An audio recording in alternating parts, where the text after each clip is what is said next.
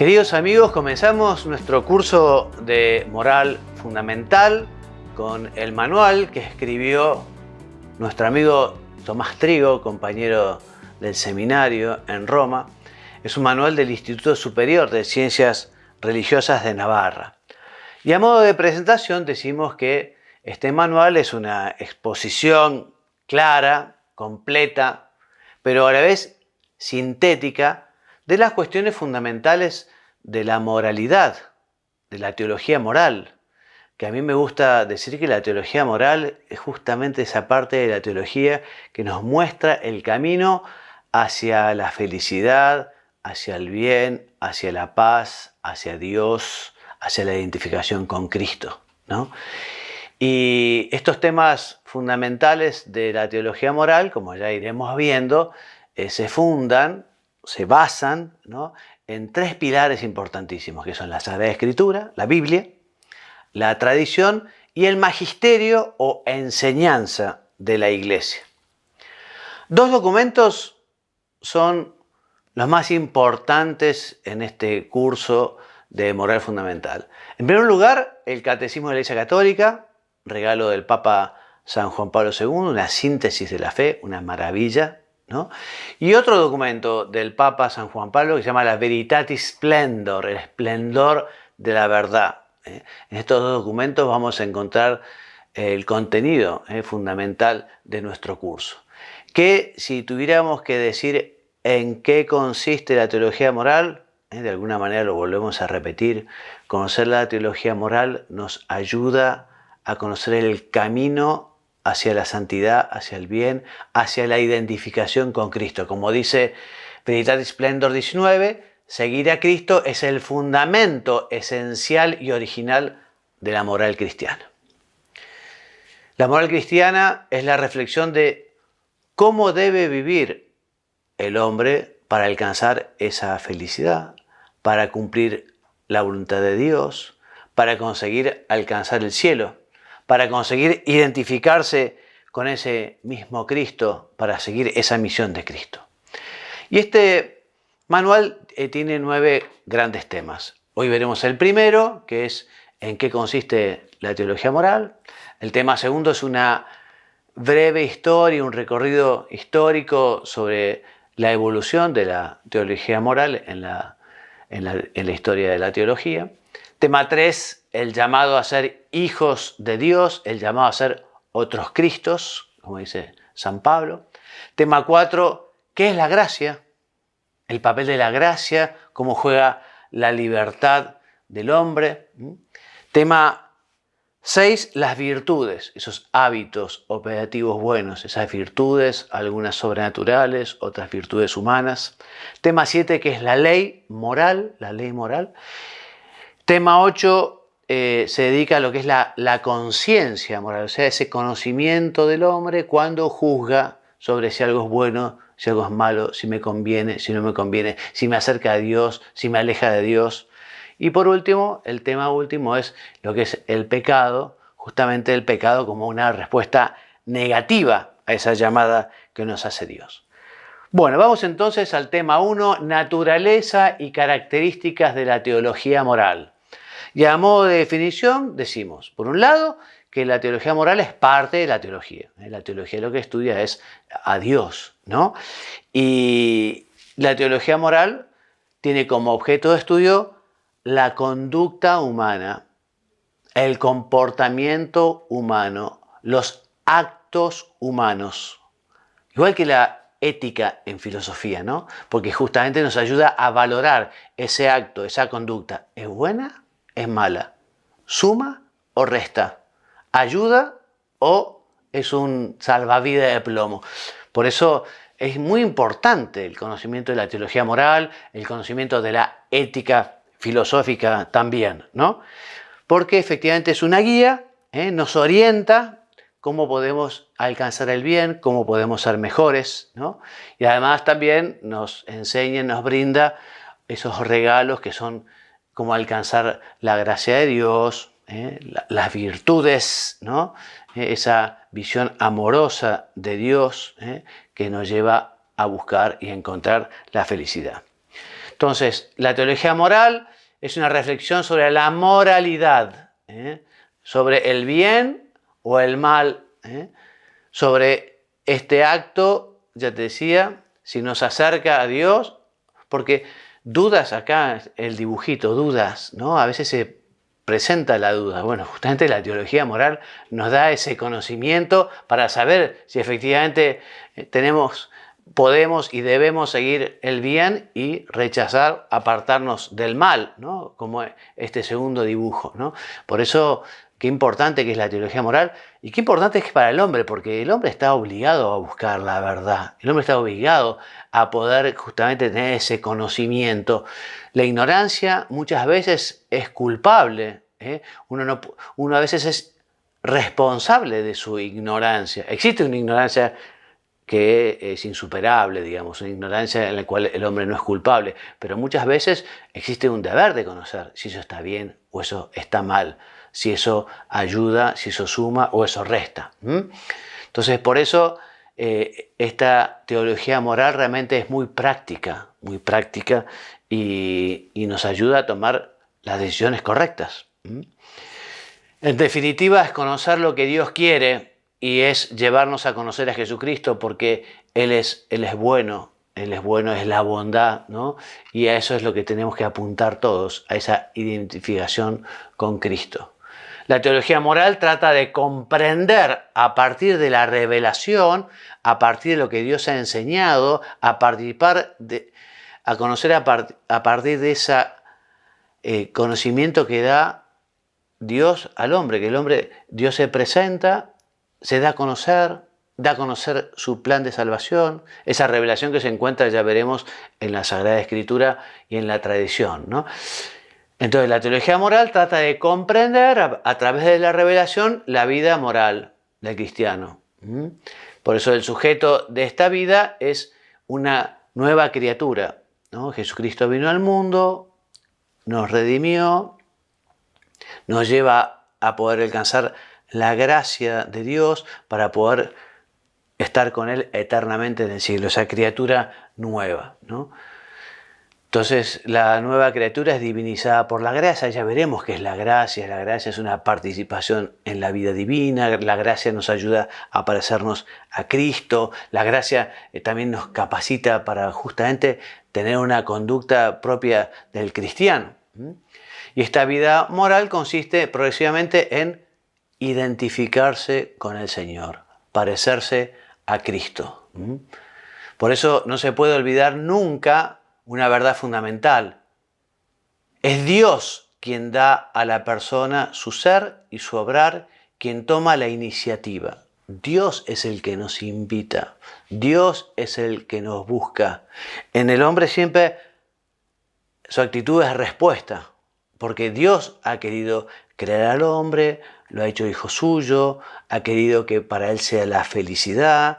Ya después del primer pecado de Adán y Eva, Dios no se arrepintió de su creación y continuó en comunión con su criatura y lo fue llevando. Y vemos todo un itinerario de la humanidad, como tuvo un pueblo elegido, que preparó un camino para la venida del Mesías, el Cristo, nuestro Señor.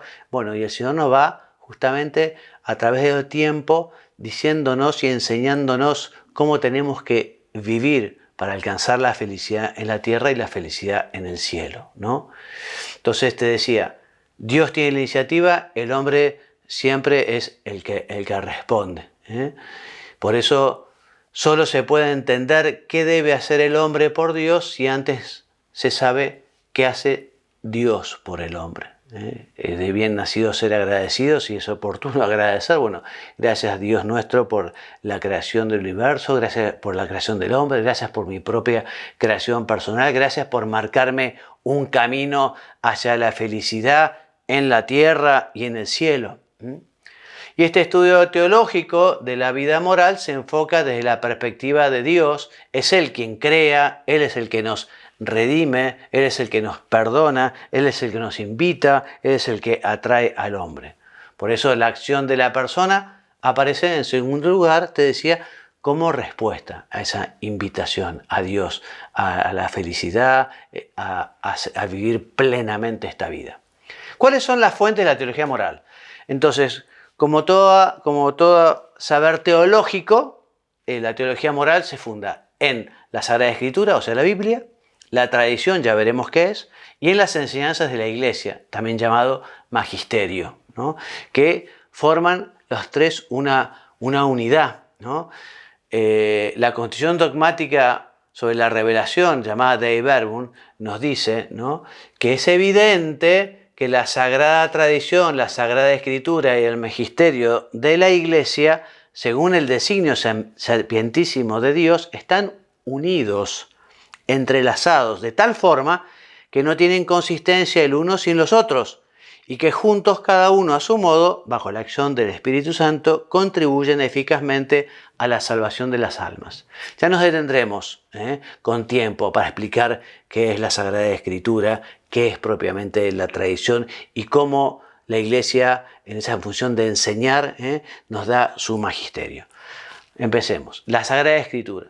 La Sagrada Escritura es la Biblia. La Biblia tiene dos grandes partes, el Antiguo Testamento, el Nuevo Testamento, Dios que se va comunicando, que nos va enseñando muchas cosas, ¿no? Entonces, el estudio de la Sagrada Escritura ha de ser como el alma de la teología, porque es uno de los principales canales de comunicación de Dios, ¿no?, de la revelación. Entonces, te decía, la primera fuente de la teología moral es la Sagrada Escritura, comenzando por el Antiguo Testamento. Por ejemplo, allí tenemos el tesoro del Decálogo, ¿no?, que es un gran sí, una gran afirmación, porque si uno realmente ama a Dios, y no va a robar, no va a matar. Si uno realmente ama al prójimo, no le va a mentir, no le va a sacar la mujer al prójimo, ¿no? Entonces, tenemos en el Antiguo Testamento el Decálogo, por ejemplo, y después ya en el Nuevo Testamento, con la venida de Jesucristo, todo su mensaje moral. Jesús no vino a cambiar el Antiguo Testamento, sino que lo vino a perfeccionar, ¿no? Y se lo entrega ese evangelio a los apóstoles para que ellos lo prediquen, para que ellos lo enseñen, para que ellos... Evangelio quiere decir buena noticia, buen mensaje, ¿no? Entonces es lo que hacen los primeros apóstoles, ¿no?, llevar el mensaje de Jesucristo a los demás, ¿no? Por eso el centro y culmen de la revelación y por tanto de la moral cristiana es la vida y la enseñanza de Jesucristo. El mismo Dios se hace hombre y nos viene a dar ese mensaje de salvación. Él es el modelo de vida para todos los hombres. Por eso la teología moral debe tener siempre presente que Cristo es el modelo con el que la persona debe identificarse. Y la teología moral tiene como misión justamente enseñarnos, ¿no?, cómo se desarrolla la vida del cristiano, que debe ser otro Cristo por sus obras libres, ¿no? El gran misterio de la libertad, ya lo veremos, ¿no? Dios nos ha querido libres para que podamos elegir el bien y para que podamos tener mérito y para que podamos tener un premio, ¿no? Entonces la teología moral justamente nos ayuda y nos indica a decir cuál es el camino para hacer las cosas bien, para obrar correctamente. Entonces la Sagrada Escritura tiene normas morales válidas para todos los tiempos y el contenido moral de la Sagrada Escritura exige ser interpretado siempre bajo la unidad de la tradición y bajo la guía del magisterio, o sea, bajo la guía de las enseñanzas de la Iglesia que nos explica la Sagrada Escritura, ¿no? Porque el recurso exclusivo a la Escritura sería un defecto metodológico que, por ejemplo, padeció el luteranismo, la sola scriptura. Nosotros leemos la Escritura y entendemos la Escritura tal como nos enseña la Iglesia, que recibió ese mandato de enseñar del mismo Cristo, ¿no? Por eso es de capital importancia atenerse al principio de mirar el contexto y unidad de toda la Escritura para recabar con exactitud el sentido de los textos sagrados, teniendo en cuenta también la tradición viva de toda la Iglesia y la analogía de la fe. Esto de la analogía de la fe es justamente lo que decíamos recién, ¿no? La Biblia se explica con la Biblia, pero en su totalidad, no se explica solo con un renglón, porque un renglón se lo saca de contexto y puede ser cualquier cosa. En cambio, la Biblia hay que explicarla con la Biblia, pero con la Biblia en su totalidad.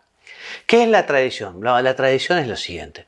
Jesús viene al mundo, comienza a enseñar, esa enseñanza la reciben los apóstoles. Cuando Jesús sube a los cielos, esos apóstoles comienzan a enseñar. Bueno, esa enseñanza de los apóstoles, después a los primeros padres de la iglesia, esas enseñanzas que se traducen también en la liturgia, ¿no? Esa enseñanza que después se traduce en el Nuevo Testamento, porque el Nuevo Testamento, los 4 evangelios, las cartas, antes fueron tradición, antes fueron predicadas, antes fueron enseñadas y después se recogen por escrito, ¿no? Entonces esa es la tradición apostólica. Es la transmisión del mensaje de Cristo llevada a cabo por la predicación, el testimonio, las instituciones, el culto y los escritos inspirados. Por eso la tradición apostólica se realiza de dos modos.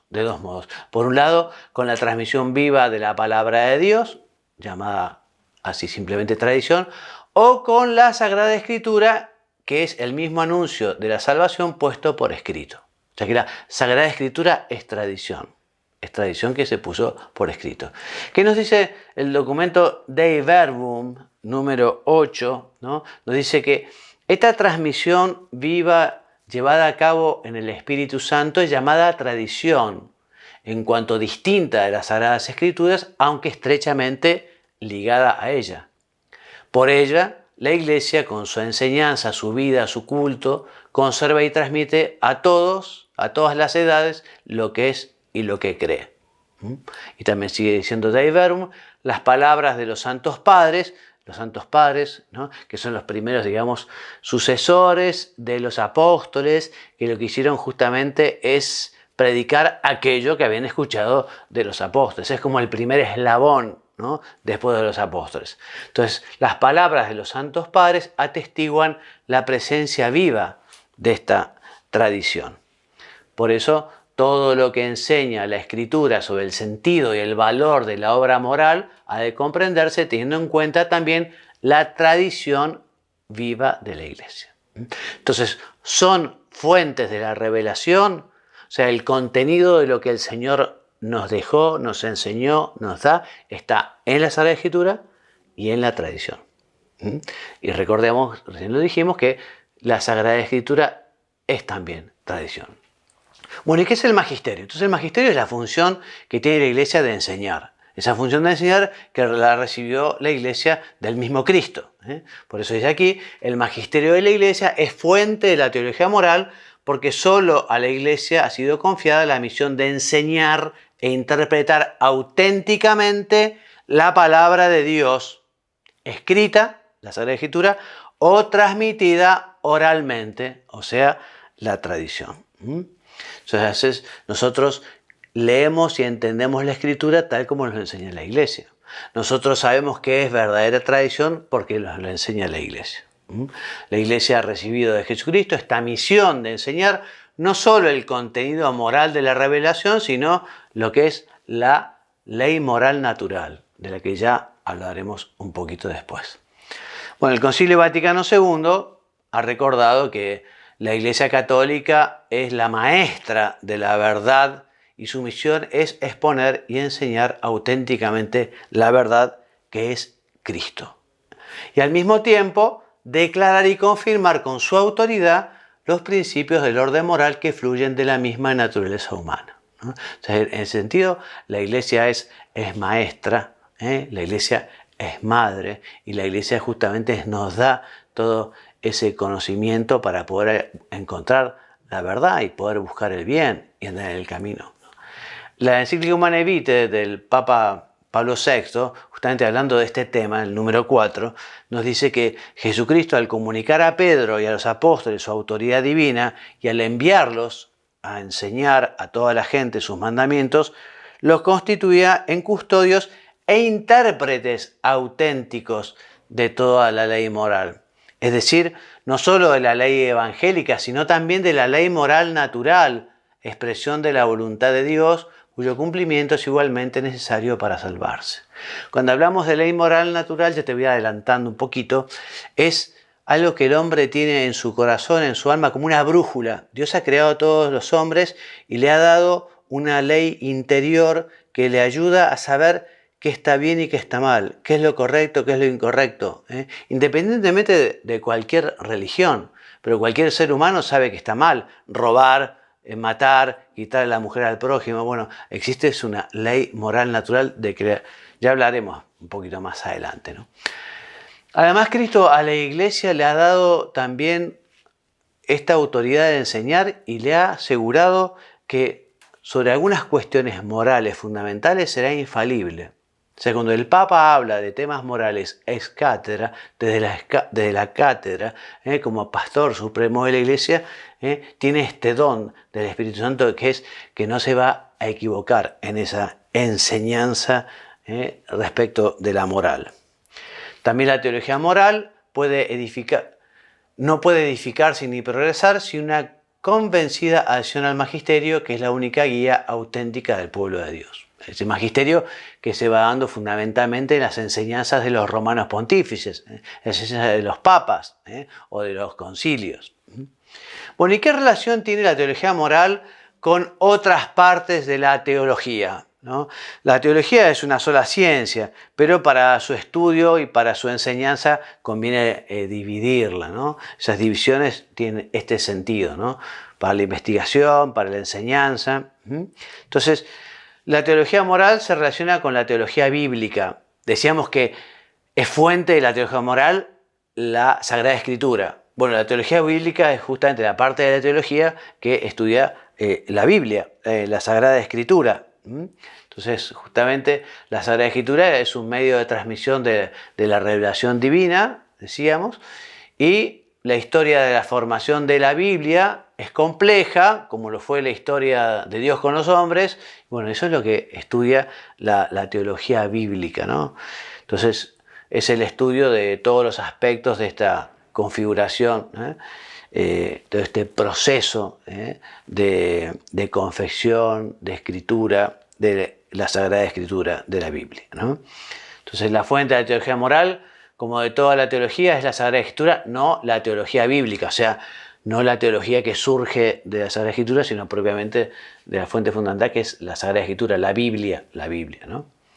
En efecto, la teología bíblica aporta elementos esenciales sobre la verdad del ser humano, que la teología moral recibe también como elementos esenciales en su reflexión. Bien, la teología moral se relaciona con la teología dogmática. La teología dogmática, digamos, es la teología que recoge, como dice su nombre, los dogmas de fe, fundamentalmente, que están en los mandamientos, ¿no? En los mandamientos, en el credo. Creo en Dios Padre Todopoderoso, Creador del cielo y la tierra. Creo en Jesucristo, su único Hijo. Son esas verdades que el hombre, el cristiano, no puede dejar de lado. Entonces, nosotros hablamos de lo que se ha de creer, que es una dimensión especulativa, lo que debemos creer. Nosotros, la teología dogmática nos enseña el misterio de la Santísima Trinidad, la virginidad de la Santísima Virgen, etc. Y la teología moral, en cambio, nos ayuda a conocer cómo hemos de obrar, cómo hemos de actuar, que es una dimensión más práctica. Esta es una dimensión más teórica, más especulativa, esta es más práctica. Pero las dos están íntimamente unidas. Sin embargo, se pueden estudiar por separado. La teología dogmática se centra principalmente en lo que se debe creer, lo decíamos recién, y la teología moral en lo que se ha de obrar, cómo debemos actuar. Bueno, la teología moral y la teología espiritual, ¿no? La teología espiritual justamente es la que nos lleva a buscar esos modos de relacionamiento con nuestro Padre Dios, con el Espíritu Santo, con Jesucristo. Entonces, evidentemente, si la teología moral nos ayuda a saber cómo tiene que ser la conducta del hombre, cómo tiene que obrar, cómo se puede calificar el acto moral, bueno, evidentemente la teología moral tiene mucho para aportar en este sentido, ¿no? Lo mismo la teología pastoral, que está más orientada a lo que tiene que ver con la salvación de la persona. Bueno, la teología moral no puede apartarse de la pastoral, sobre todo, por ejemplo, para la enseñanza de la teología moral, que sea una manera muy oportuna, que sea una manera muy conveniente para también transmitir esas verdades, ¿no? Esas verdades de la teología moral, de hacerlo de un modo pastoral para que llegue al corazón y para que realmente al hombre lo ayude a transformarse, ¿no? Bien, también la teología moral siempre estará tendrá que tener en cuenta esa dimensión eclesial, ¿no? Y esa dimensión también evangelizadora, ¿no? La teología moral tiene que contribuir evidentemente a la evangelización, ¿eh? Por lo tanto está vinculado con la teología pastoral. Está muy relacionada la teología moral con la ética filosófica, porque tanto la ética como la teología moral estudian los actos humanos y nos ayudan a ver si son buenos o malos. Lo que pasa es que la teología se sirve de la revelación, se sirve de la fe, se sirve de lo que Dios ha enseñado. En cambio, lo que es la ética filosófica, la ética solo estudia con, digamos, lo que le han enseñado los autores, ¿no? Tenemos éticas desde muchos siglos antes de Cristo y unas éticas muy buenas y muy bien redactadas y con unos principios esenciales. Pero esa ética filosófica no tiene nada que ver con lo que es la revelación o la fe. Es un esfuerzo intelectual de hombres que han visto, que han buscado, bueno, qué es lo que el hombre tiene que hacer para ser feliz, para portarse bien, ¿no? Entonces, especial importancia las verdades de la filosofía y de algunas ciencias positivas más directamente relacionadas con la conducta humana. Entre estas ciencias, te decía, la ética filosófica. Tiene el mismo objeto de estudio, el mismo, o sea, la moralidad de los actos. Este acto es bueno, este acto es malo, esto suma, esto resta, ¿no? El mismo objeto, pero uno se sirve de la revelación, de lo que Dios ha enseñado, de lo que tenemos conocimiento a través de lo que Dios nos ha dicho, y otro solo con la razón natural, solo con la inteligencia del hombre, ¿no? Sin el dato revelado, sin la fe. Por eso existe también una mutua ordenación y también complementariedad entre la ética filosófica y la teología moral, porque responden al mismo y único designio de Dios. Si entre ellos surgiera alguna contradicción, se debería a una interpretación parcial o incorrecta de los datos. O sea, evidentemente, si hay contradicciones porque o está mal esa teología o está mal esa filosofía. La teología moral perfecciona la razón, ¿no? Porque la teología moral presupone la ética filosófica y la lleva a su plenitud, ¿no? Porque gracias a la revelación, las verdades de la ética filosófica superan sus límites y adquieren un sentido mucho más profundo, ¿no? En este sentido, la Dei Verbum del Concilio Vaticano II nos dice que la verdad ofrecida en la revelación de Dios sobrepasa ciertamente las capacidades del conocimiento del hombre, pero no se opone a la razón humana. Más bien, la penetra, la eleva y llama a la responsabilidad de cada uno para ahondar en ella, ¿no? La teología moral es racional, ¿no? O sea, no porque sea, no porque utilice la revelación, no porque se base en la fe o en la escritura, la teología moral es racional, utiliza el intelecto, ¿no? Y responde a las exigencias de la razón humana. Y es sobrenatural también porque, fundada en la revelación divina, conoce el fin sobrenatural del hombre y los medios sobrenaturales para alcanzarlo. Bueno, y vamos terminando diciendo cómo la teología moral necesita de la razón, ¿no? En este documento Fides et Ratio del Papa San Juan Pablo II, hablando justamente de fe y razón, un documento precioso, nos dice el número 68, esto significa que la teología moral debe acudir a una visión filosófica correcta tanto de la naturaleza humana y de la sociedad como de los principios generales de una decisión ética.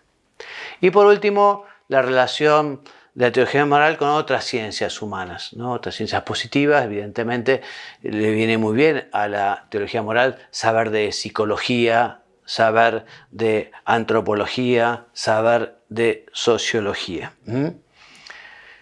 Y una última idea, decirles que habitualmente la teología moral, para su estudio, su explicación, su enseñanza, se suele dividir en teología moral fundamental, que es lo que vamos a ver ahora, que son los temas así, como lo dice su propio nombre, fundamentales, la base, y después, en cambio, una teología moral especial, ¿no? Ya sobre temas más específicos.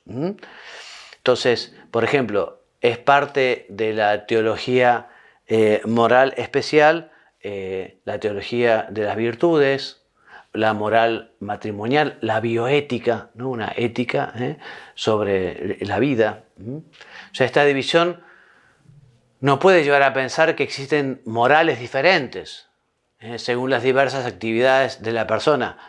La moral es una, pero para su estudio, para su presentación, para su explicación, nos conviene dividirlo en fundamental y especial. Y la última idea, la dimensión moral es una característica de todo el obrar humano, y en cada una de las acciones que realiza, la persona se hace buena o mala y se relaciona bien o mal con Dios y con los demás. O sea que cuando decidimos, siempre hay una dimensión moral. Por eso qué importante que es decidir correctamente. Y qué importante es que cuando hay duda, ya lo veremos cuando hablemos de la conciencia, cuando hay duda, salir de esa duda e informarse para poder obrar correctamente. Bueno, hasta aquí entonces el tema primero. Si Dios quiere, ya abordaremos el segundo tema en poco tiempo más. Muchas gracias.